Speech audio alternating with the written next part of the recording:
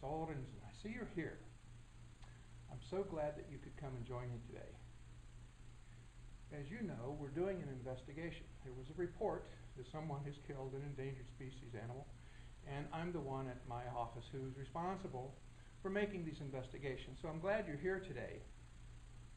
My name is Mr. Clue, Inspector Clue. Oh yes, I know. I've heard all the jokes around the office when I'm out. They say, well, today we're clueless.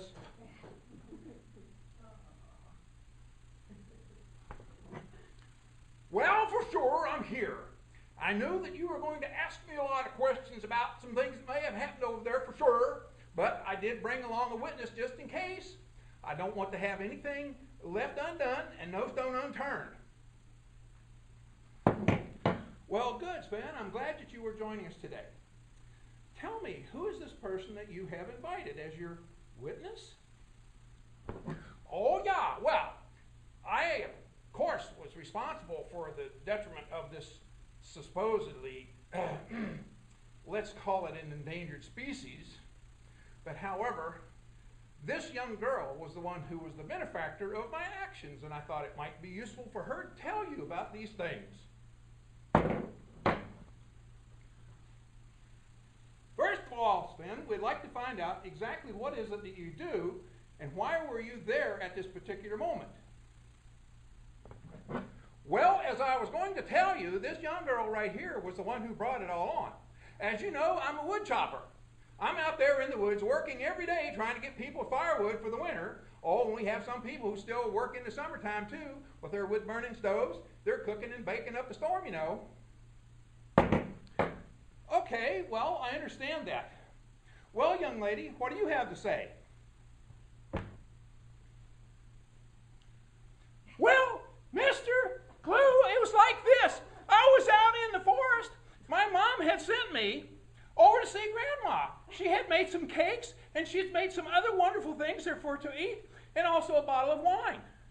And she asked me to not take the shortcut through the woods. But I saw these very interesting things, and I just couldn't resist going out and looking at some of these pretty flowers and unusual trees and such pretty animals. I'm telling you, why, there was a purple orchid out there that you would have just sworn to have. Let me see. What was your name? And can we just sort of get to the point on this? Well, my name is Little Miss Red Riding Hood, and I live out on the edge of the forest with my grandmother, and she lives over in the next little hamlet. So my mom had sent me over with some things, and she wasn't feeling so good. But I disobeyed the rules and took a shortcut through all of the forest. And it was a good thing, too, that I was around that day, because if I hadn't been there, it could have been a lot worse than it was. Well, what was the problem? I don't understand. If Miss Little Red Riding Hood here was out in the forest and she was walking to her grandmother's house, where does this bad creature that came into being that's supposed to be an endangered species? I don't understand this. Well, it was like this. I was out in the forest, and suddenly there was this creature that approached me. And he asked, "Wow, you're looking mighty fine today. Where are you going to?" And I explained to him that I was going to see my grandmother. And I had this little basket of goodies. And he insisted in putting his hand in that basket and looking at all these wonderful foods. He must have been starved to death. And I looked at him and looked at a strange-looking character. And he says to me, "Are you all alone, little girl?" And I said, "Yes, I'm just going to my grandmother's house." "Well, this is not a place for a little girl to be all alone." "Well, I'm going to my grandmother's house, and I have to leave right now." And I just noticed he had such big ears and such big eyes. And my goodness, such big teeth he had. Now, let me see if I understand this. You ran into this creature out in the woods, and you're calling this creature a bad person or a bad animal? He's talking to you? Well, he sure didn't have much to say when I got a hold of him. Well, it was like this. As soon as he saw all of the goodies in the bag, he just went running through the forest, and I thought he had run away to leave me alone. So what happened next? If you were out there by yourself, how did this all come about? Well, I went on through the woods and I got over to my grandmother's place. You know, it's a long walk from where I live, but the shortcut through the woods made it very, very short. Now let me see if I understand this. You said it was a long walk, but you took the shortcut through the woods. Exactly where is it that you live? I live with my mother, and my mother lives over near this hill where Jack and Jill live. Oh yes, Jack and Jill. I remember that case about 2 years ago.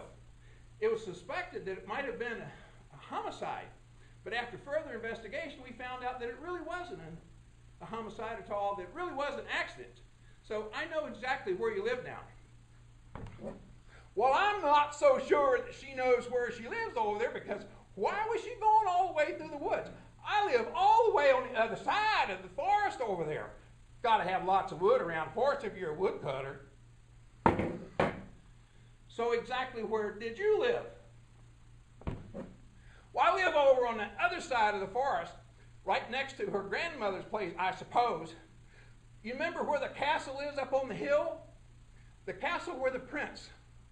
Oh, you remember the Cinderella story thing. Oh yes, I remember that case too. Worked for the prince for a while. That was a missing person.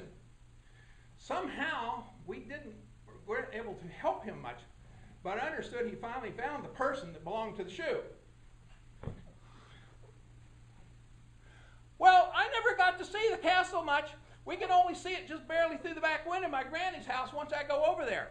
But anyway, I was on the way over there, and I finally got to the house, and I noticed the front door was open. It was open, wide open. It was open. It would tell you it was open. Little Miss Riding Hood, can you just please get to the point? I'm trying to get to the point. It's just such an exciting thing. I'm telling you, it was wide open. I walked in and said, "Grandma, are you there? Grandma, are you there?" And I didn't hear anything. Walked back into the bedroom, and here in the bed was not Grandma. It was not Grandma. I looked and I thought, oh my goodness, what big ears you have. And this wolf says, "The better to hear you with, my dear." And I looked again and said, oh my goodness, what big eyes you have. And he said, "The better to see you with, my dear." And then I noticed what big teeth he had. Grandma doesn't have any teeth. No, sir, Mr. Clue, he doesn't have any teeth at all. Why, she's there practically gums, just no teeth at all in her mouth. And here it was with all these teeth. And I said, my goodness, what big teeth you had. I mean, I just couldn't fail but notice what big teeth he had. Mom's Granny just doesn't have any teeth. Little Miss Riding Hood, please, can you just get to the point?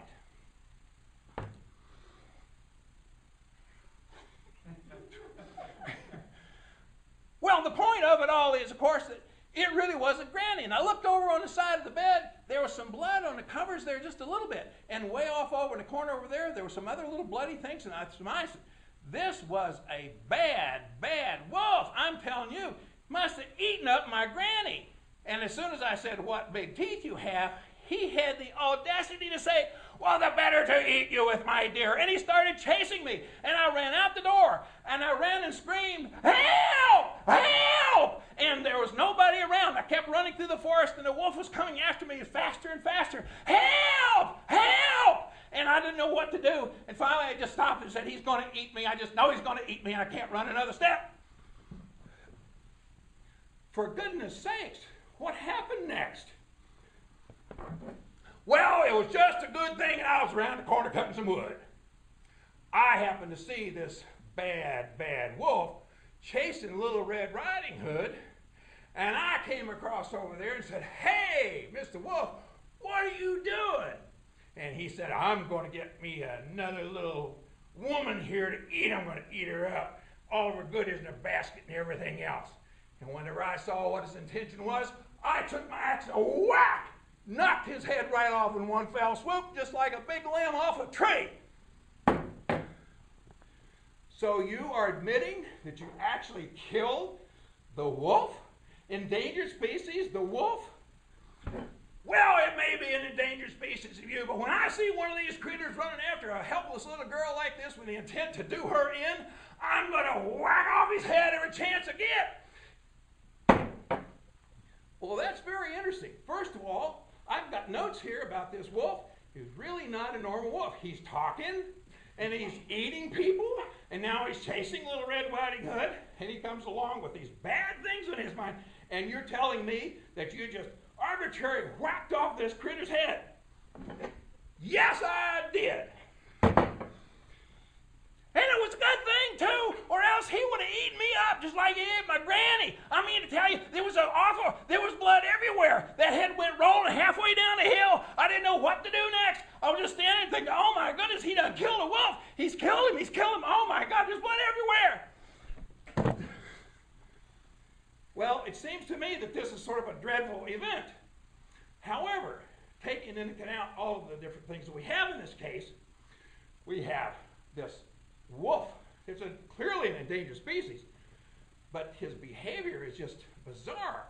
Can't believe that he was out there actually eating up your granny, then chasing you with the intent to eat you too. Why, that's an intent to kill. Well, right there's probably grounds for putting up with some of the things you did with that awful axe of yours. I think what we should do is just sort of discuss this back down at the police station.